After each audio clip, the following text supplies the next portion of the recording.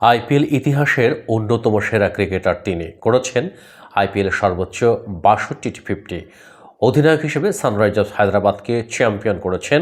Run আছে ৬,৫০০-এরও বেশি। তবে এত কিছু আইপিএলে ডেভিড ওয়ার্নারের দল পাওয়ার জন্য যথেষ্ট হয়নি। আইপিএল নিলামে দুবার নাম ওঠার পরও কোনো দল ওয়ার্নারকে নিয়ে আগ্রহ দেখায়নি। ওয়ার্নারের মতো আরও বেশ কয়েকজন তারকা আইপিএলে এবার দল পাননি, যদিও তারা কেউই ওয়ার্নারের মতো আইপিএল কিংবদন্তি নন। দল না পাওয়া ক্রিকেটারদের তালিকা করতে গেলে ওয়ার্নারের পরই আসবে কেন উইলিয়ামসনের নাম। আইপিএলে সানরাইজার্স হায়দ্রাবাদ ও গুজরাট টাইটান্সের হয়ে 10টি মৌসুম খেলেছেন সাবেক এই অধিনায়ক।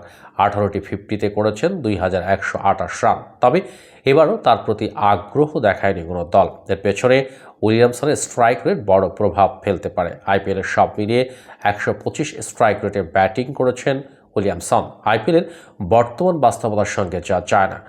অস্ট্রেলিয়ান কিংবদন্তি স্টিভ স্মিথও দল পাননি। আইপিএলে 9 মৌসুম খেলা এই ব্যাটসম্যানের স্ট্রাইক রেটও 130-এর নিচে।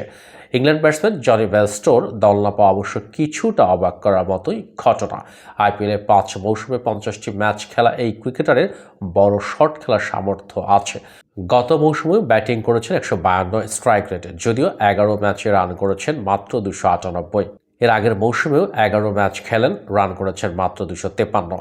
এই 2 মৌসুমে তার বাজে পারফরমেন্সের কারণে হয়তো দলগুলোর আস্থা হারিয়েছেন বেয়ারস্টো। ইংল্যান্ডের সর্বকালের সেরা বোলার জেমস অ্যান্ডারসনও এবার নিলামে নাম দেন। 42 বছর বয়সী এই পেসারের প্রতিও কোনো দল আগ্রহ দেখায়নি। বাংলাদেশের মোস্তাফিজুর রহমানের দল না পাওয়াও বড় ঘটনা। গত মৌসুমে 9 ম্যাচে চেন্নাই সুপার কিংসের হয়ে 14 উইকেট নেওয়া এই পেসার এর আগে নিলামে প্রতিবারই দল পেয়েছেন। নিলামে এমনকি ভারতীয় পেসার শার্দুল ঠাকুরও দল পাননি। 2 কোটি ভিত্তি মূল্যের এই অলরাউন্ডারের দল পাওয়াটাই ছিল প্রত্যাশিত। আইপিএলের 94 উইকেট নেওয়া এই পেসারের দাম কত উঠবে সেটা নিয়ে আলোচনা হচ্ছিল। তবে নিলামে এসে দেখা গেল পুরো উল্টো চিত্র। দল পাননি ড্যারেল মিচেল, রাইলি রোশোর মতো ক্রিকেটাররাও।